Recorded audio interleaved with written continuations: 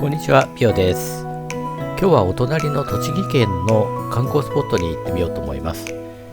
前から行ってみたかったんですが、この日は急に思い立って行ってみることにしました。こちらのスポットは、想像以上に非常に幻想的で広大な空間でした。皆様もね、ぜひ体験していただきたいと思いますので、よろしければ最後までご覧ください。どうですか、この田園風景。綺麗でしょ。ね、心落ち着くんですよね。なんかね、ご覧になってる皆さんはね、田舎の風景だなとかって思うと思いますけど、自分自身だと田舎から田舎に移動してるだけなので、全く景色が変わらない道をずっと走ってるような感覚なんですよね。すでにね50キロ走ってるんですけど、全く景色が変わらないという不思議な感覚でいますね。さあ、そろそろね目的地に着きますよ。今日ねリクエストがありまして、ここ行ってみてくださいっていうお話をいただいて来てみました。今回ね来るのが初めてなので非常に楽しみですね。こちらは宇都宮市の大谷町になります。大谷石で有名な場所ですね。で、その大谷石の資料館を訪ねたいと思います。比較的ね近いと思ったんですけど、結構遠かったですね。資料館どこ？ここ？ここ？右だよ。右？わ、すごいとこだわ。すごいとこ。見えますかね。よいしょ。わあ、混んでる混んでる。この日は3連休の中日ということでかなり混雑していましたね。で、駐車場がね2輪車ともに無料っていうのがねありがたいですよね。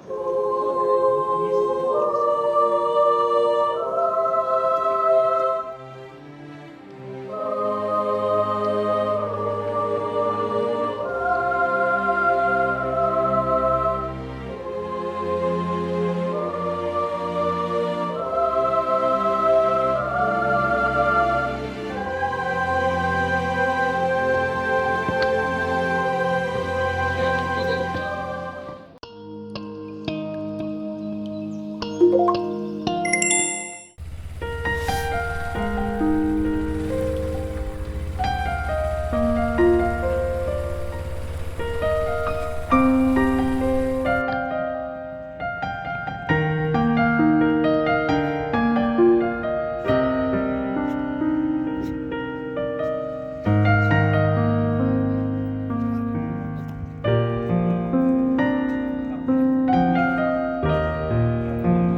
ストランかな。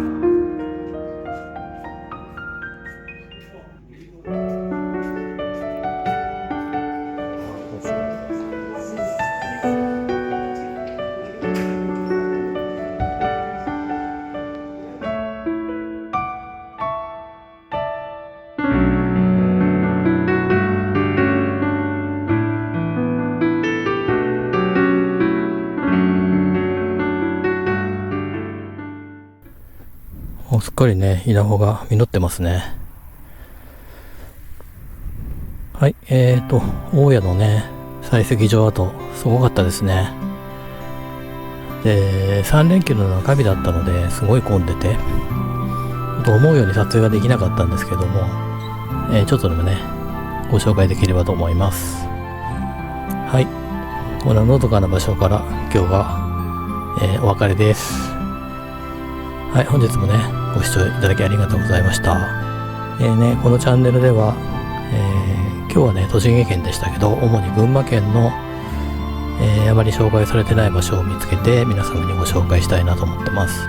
毎週ね、動画をアップしてますので、よろしければ、ぜひね、チャンネル登録の上、通知をオンにしていただくと嬉しいです。はい、最後までご視聴ありがとうございました。